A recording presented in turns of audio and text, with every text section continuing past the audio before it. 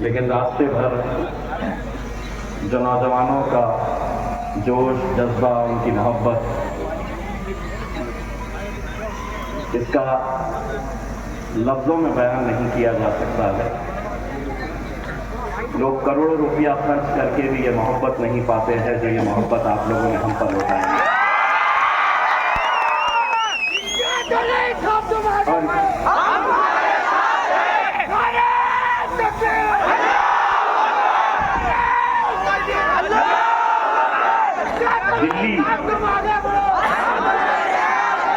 दिल्ली जो है वो बिल्कुल बॉर्डर के ऊपर है। अब दिल्ली तक पहुंचा दिए हैं। अब इससे आगे कहाँ भेजना चाहता है मुझे ये बता। अभी दिल्ली में मालूम है मेरे शहर के अंदर बहुत अभी मेंढक का कूदना शुरू हो गए। इम्तियाज जलील को हराना है, सब लग गए, उसमें कुछ अपने भी लग गए। सब समझते हैं कि पूरी कोशिश करेंगे, 14 में करें, जीत जाए। 19 में बोले 28 नहीं। आपको भी पूछे कैसा आता बताओ।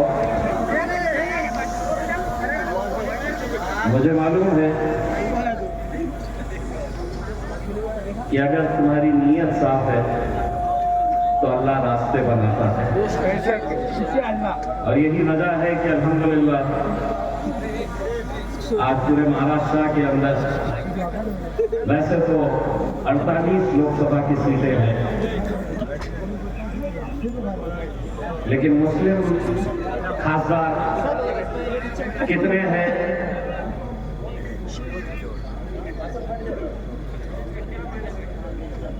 मुस्लिम खासदार कितने हैं? तो सिर्फ एक, और वो तुम्हारा बेटा, तुम्हारा भाई इम्तियाज जलील।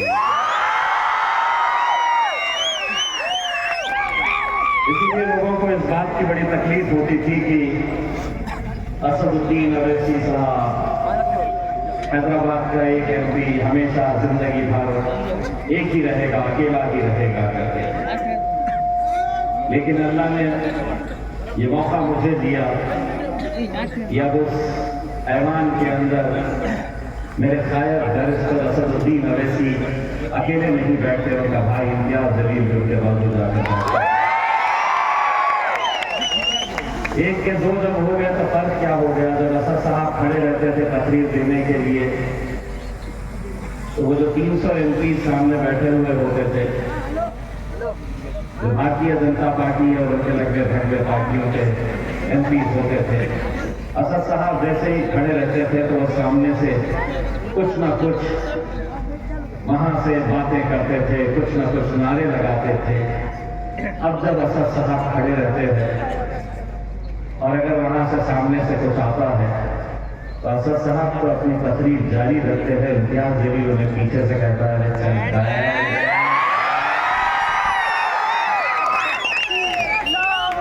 और यही तकलीफ उन्हें सता रही है। आज अल्हम्दुलिल्लाह मैं जब यहाँ पर आया, यकीनन वोटर की जितनी भी हमारी टीम है, चाहे वो जुनैद साहब हो, निजाम बाबा हो, चाउश हो, फिरोज दादा साहब हो, ये सभी लोगों का कई महीनों से, कई सालों से ये इसरार था कि आप वोटर में आइए।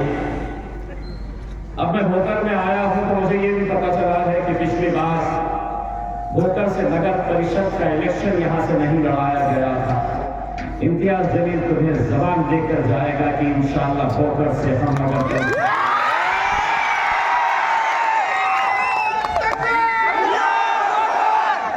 और पूरी ताकत के साथ लड़ेंगे हम इंशाअल्लाह।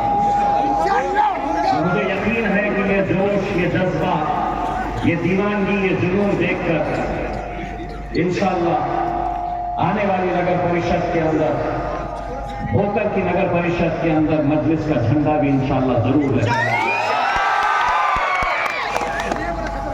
आज बहुत सारे वो पार्टियां जो ये समझती है कि ये कौम हमारी जागीर है, वो समझते हैं कि आखिर जाएंगे कहां, आखिर में हमारे पास ही तो आना है।